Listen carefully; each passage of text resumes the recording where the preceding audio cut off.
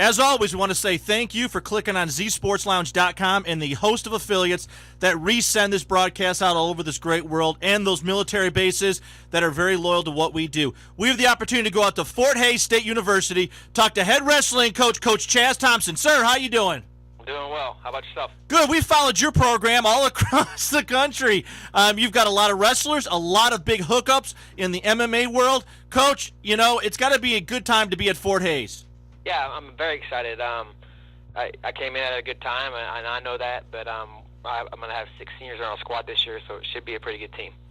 Absolutely. Coach, when you look at your career, your rise in wrestling, and the directions you've gone, to be at a program like Fort Hays, you have a great opportunity to have your wrestlers wrestle against some of the top athletes in the country, no matter what division they're at. That's got to seem pretty cool for you as far as being an athlete and a coach.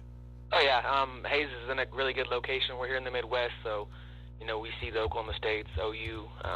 We even see Iowa and Iowa State on occasion. So it's a really good prep for our regional tournaments and national tournaments, because we're getting to see, some of the best D1s in the Midwest. And once we get to our regionals, that's a good prep before we step in and try to qualify for a national.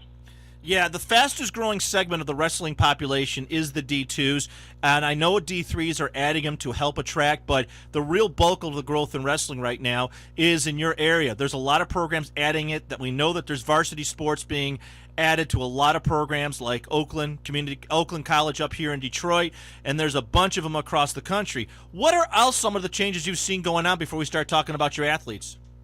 There's been a lot of talk about just how to as far as the hydration and stuff. They haven't done any real changes yet, but I know that's been kind of in the mix, and always on the front burner is just how to keep our sport with adding new programs. We want to keep in the positive as far as not losing them, and keep adding hopefully, whether it's the NJCAA program or Division II NCAA program, we're trying to get some programs added across the country here.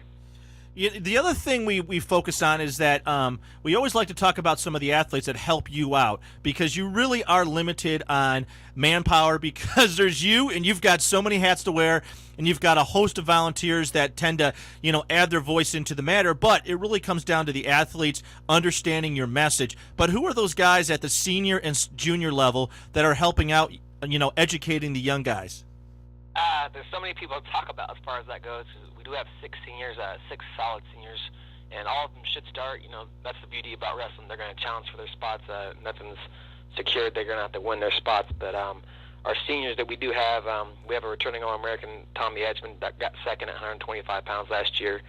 And then from 149s to 184, we have all seniors. We have Levi Yonkin. He's out of Oakley, Kansas. He'll be a senior. Danny Grader, returning All-American from Clay Center, Kansas, got 6th place last year.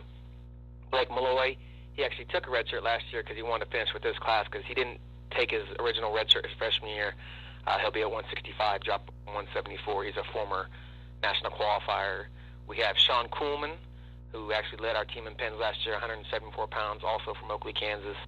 And rounding her out is Tyler Gonzalez out of Topeka, Kansas. And those guys are all well-rounded young men, all strong academically, and they're definitely vocal around the practice room, and throughout this preseason they've been helping me out with I go to them sometimes and ask them what they think as far as what we should do for preseason. I want to make them comfortable and make sure that we're training hard at the same time. But they've been around the block, and all of them are 5th-year seniors, and they've been doing a great job. Also some pretty good juniors right now. We have a junior college transfer named Andre Harrison. He'll be wrestling 141 pounds for us. Redshirted for us last year, and he's out of Nassau, New York. Went to Nassau Community College. A very tough kid. So, Coach, when you look at the wrestling framework, you've got ASU, who's got on Flow Wrestling and every other site talking about Hell Week. I think a lot of us who follow wrestling may know what that means, but a lot of new people into wrestling have followed it because of the success of college fighters in the fighting ranks of the UFC, Strikeforce, and the list goes on. And a lot of people don't even realize that the wrestling programs are so intense as far as their training. When does your Death Week, Hell Week start kicking off, where your athletes know this is for real? We have a couple what you call red flag days, but this next weekend we'll actually be doing a 10-mile run. That's kind of the culmination of our preseason. We do that at the end of the preseason every single year, and it's actually a little bit over 10 miles. They started that probably about 15 years ago, doing that here, and I kept the tradition. I did it when I wrestled here, and it's most of these guys haven't ever ran over 5-6 miles, and we actually did 6.4 this past Saturday.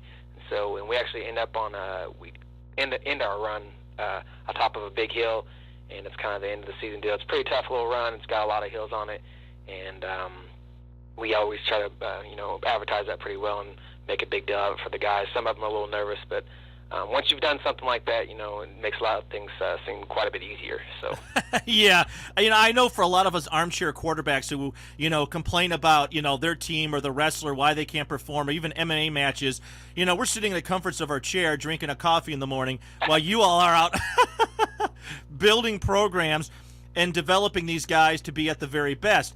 Coach, real quickly before we start talking on another level, when you typically look at a high school kid, what are some errors you see fundamentally all the time? And I know you guys went to a big meeting, you guys talked inner circles in Fort Lauderdale, but what were the elements you saw the biggest challenge that new freshmen have when they get to college? Obviously, they have to go through the NCAA clearinghouse and, take care of their stuff. They're having to make sure they're academically eligible and get a high enough ACT score. That's always the first thing I'm looking at as far as a student athlete. It's not going to matter if they're a 3-time, 4-time state champion. If they don't go to school and make the grades, they're not going to be, they're worthless to us. They're going to have to take, make the grade and be academically there before they can even step into our institution. So, and then I guess with the rising costs, it's finding ways to get kids scholarships and making it, they can get to the school here and not have to, take out thousands and thousands of dollars of loans with, the way our economy's going. So. Yeah, absolutely. We're in Detroit. We know all about the economy. We're the worst state in the country, so we're right there with you. We've got our state going to make a huge slash at the high school levels, and we know that many elementary school programs, wrestling programs, as well as football, we may even see them cut, which is unheard of in our area before. But they pulled out $40. Teachers lost their jobs. Now they're looking at per student $247 cut, and we know how valuable that dollar is.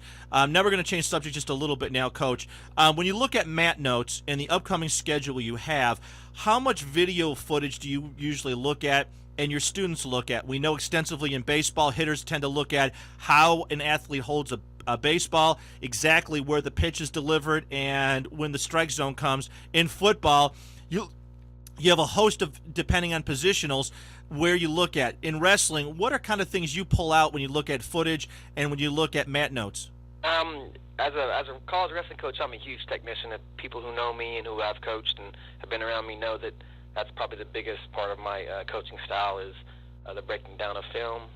We look at it all the time, whether we're scouting an opponent or we're taking a step back and looking at our own kids' technique. We do that weekly right now. We actually haven't done any of that. But as we get the season and start rolling, we'll start, I guess we usually open up the season with tournament opens, so we usually don't, pre-scout. But once we get into our dual season, we'll start pulling out last year's film and breaking down some matches from the previous season and definitely working on opponents and just fixing some flaws, just different tiny little techniques that, like maybe bad habits that kids have, or just try to get kids to pick up a new technique that I can see. I never try to change a kid's technique, but I always try to add something that's, similar to their style, and that's a constant throughout the season, so that's something we do. Coach, lastly before we let you go, obviously in Fort Lauderdale, there was a lot of news about possibly changing the NCAA. My opinion was before, thought it was a great idea, but after talking with Flo Ressing, Martin, and a bunch of other coaches, we realized there's a lot more than just to make the move. D2s are in a better position to go with the flow, but my feelings is first you got to have the media and the NCAA support you all, and I don't feel they support you nearly enough at all, and I have no problem taking a hit from any of those knuckleheads because you all have a very, very unique opportunity here, and they need to capitalize on it. But what's your feeling on the exact move? I think the media has gotten better with this. It's been worse in the past, but these past couple of years they finally started showing some You'll read a couple more articles here and there. I think with the rise of MMA, wrestling has gotten a little bit popular.